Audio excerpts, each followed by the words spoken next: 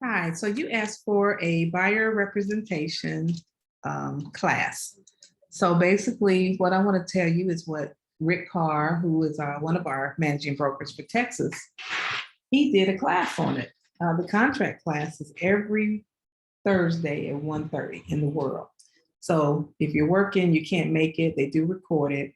But this that I'm about to read to you now came from him for that. So one of the things that he didn't mention that I was going to mention is make sure you read your contracts. So one of the reasons why new realtors are hesitant about talking to people is because they don't really know what's in the contract. If you know what's in the contract and you know what they're initialing and you can explain it like upside down, each paragraph, just read the contract 2, 3, 5, 10 times until you feel confident with it. But put yourself in the seller's shoes or the buyer's shoes. Be professional. You don't have to know everything. You learn while you're doing. And of course, you have me as well as the other brokers at EXP. If I'm not available, contact them. And I don't know everything, so I will always revert to let's contact the broker to find out. First thing you do to establish employment before you do any work for these your buyers is to do a buyer's rep agreement. It can be for one property or it can be for a day. So I had somebody reach out to me last week and she wanted to go see some homes in Galveston. Well, I live in Katy. That's an hour plus, hour 30, hour 40-minute drive. Even though that's in our MLS, well, the kicker was she also wanted me to pick her up at a hotel because she said she didn't have a car. So I was a little hesitant because I don't know this person. I get a copy of the ID that could be bogus, but I have heard of agents having buyers give them a retainer fee. Like, I'm gonna drive you around, I'm gonna use my gas, my time. You may not like anything. You might just be going to houses because you're bored that weekend and you want something to do, you want somebody to hang out with. Yeah, I'll sign a buyer's rep, but I'm not going to buy a house. So I'm going to just waste your time. So I asked her to sign it for $200. She said I was scamming and we're all fakes. She was going to report me to whoever. Now, granted, she didn't give me any money because I asked her how she was going to pay it, Zelle, Venmo, Cash App, before I pick her up. And she didn't. So I didn't sign it, so we were in no agreement, no money was transferred. But someone told me to ask on the EXP, the Houston area EXP, if anybody else had any dealings with a phone call like that. Sure enough, a couple of them had. She's contacted more than one agent to try to go down there. So there's an app that HAR has, I forget what it's called, but you can, I think it's a subscription for $10 a month. It's kind of like a safety app. You put in somebody's information and it kind of tells you a little bit about them. So the lady who did that with the XP, she said, I dodged the bullet. She's glad I didn't go.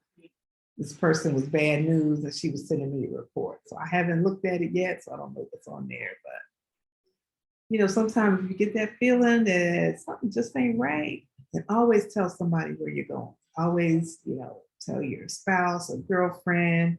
If you don't have anybody to tell, call me up, text me, let me know who you're going with, when you're supposed to be there and when you're finished. It's just a safety thing because they think realtors have a lot of money, which a lot of them, some of them do, but they think all realtors make all this money and that there's a lot of agents, especially females, who have come up missing. So we don't want that to happen. So the next one, sorry, I kind of went on about that. The IABS, which is the information about brokerage service. That's a disclosure and tells them who you work for. And EXP also requires a wire fraud. So if you have those signed on your first discussion with them, then you're fine. Another thing that you can have is a video resume, client testimonials, have your market data, be in the know by reviewing the market data. Texas Real Estate Research Center has a great site that you can go to get some data It's at Texas A&M. Of course, the MLS has information. Ooh. Sorry. What's that? Shh. Shh. It's okay. Sorry about that. And the website is called recenter.tamu.edu. And then there's for commercial real estate, we have CREXI. So you want to be the real estate resource. So one of the things I've done, put some testimonials on my website. I know a little bit about the market data. Now, what I haven't done, which is on my to-do list, is a video resume. So I'll be sure and share that with you guys. And one of the other things to ask them when you're talking with them is if they're working with another agent. You don't want to do all this work, give them all this information, and they tell you that, oh yeah, well, we're working with somebody else. We're just interviewing. You don't leave them any of that information. Just take it back. You know, you've got the information, but if they become your client, then you can give them that information. Have you been pre-approved?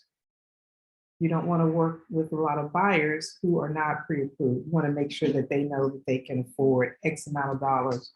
You don't want to take them to see the $450,000 houses and they can only afford $250,000.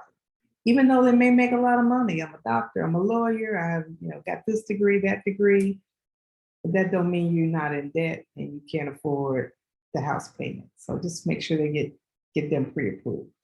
And then set your expectations, how you want to communicate with them, what hours can they communicate with you. If you're working in the daytime, maybe they can only text you, or you'll text them at lunchtime.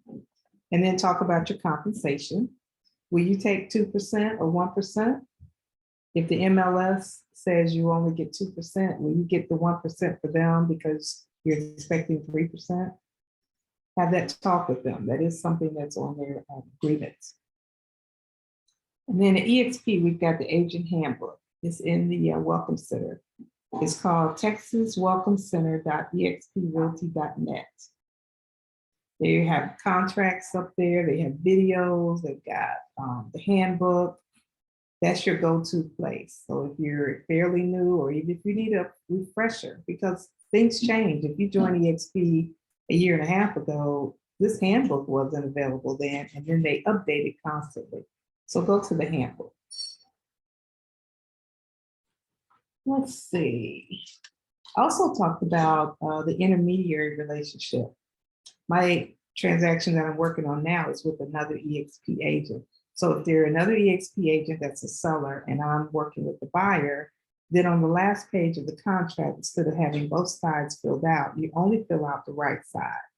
At the top, you would check on their intermediary, and then you would fill out their information first, and then your information would be the selling agent.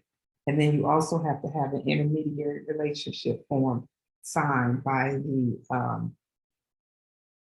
buyer and the seller, so that they know that both agents are representing one brokerage. So you have to disclose that.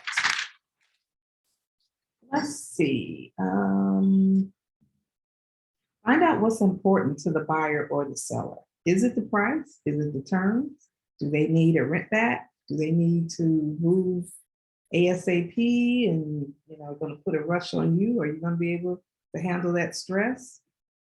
Find out if that's something you really want to work with, somebody you really want to work with. Also tell them to get insurance bids while they're in the option period. There's a database on claims, so you can see if there's been a roof claim or a flood claim or any other type of fire or something like that happened in the house that may not be on the seller's disclosure. Tell your buyers to test for water quality. After effective date is drawn, you must communicate acceptance. Okay. Sorry, I didn't. So after the effective date is drawn, so it's executed, then you have to communicate that you have accepted that contract. So just because it's executed on today, if I don't tell them that, yes, it was executed, then it doesn't count. You have to actually email, call, and let them know that, yes, it's accepted. Now we're in an executed contract. and that's when the time starts. Be mindful of timelines. I have a form that you can change up, but it's the timeline of when the option period ends, when the financing addendum ends, when closing is supposed to be, when they need to have this, that, and the other on there. And then attend closing. Take them a small gift. Doesn't have to be much. Kind of have to know them. Don't give them a bottle of alcohol if they're, ex-alcoholics. But something maybe for the housewarming gift, could be some candles, it could be a doormat, something to show that you appreciate them choosing you to help them out. I've also given some home warranties, and you can do that through EXP. They have to give you permission, and it comes right out of your closing money, so you don't miss it, and you don't have to pay taxes. And then get testimonials and get referrals. So if you have any other questions, you know how to reach me, 773-678-1085. Vanda Crossley.